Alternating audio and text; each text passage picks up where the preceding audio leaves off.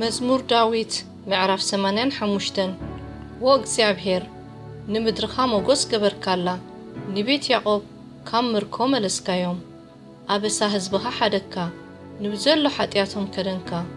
ንኹሉ መዓትካ ኣርሓቅካዮ ካብ ንደት ቁጥዓኻ ተመለስካ ወኣምላኽ ምድሓና ምለሰና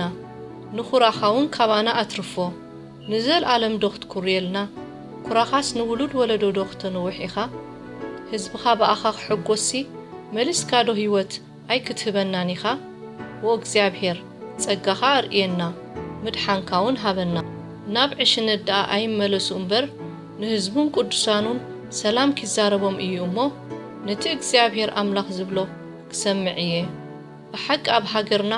ክብሪ ክሓድርሲ ምድሓኑ ነቶም ዝፈርህዎ ቀረባኦም እዩ ለውሃትን ሓቅን ተራኸባ ጽድቅን ሰላምን ተሰዓዓማ ሓቂ ካብ ምድሪ ክትበቁል ጽድቅውን ካብ ሰማይ ክትጥምት እያ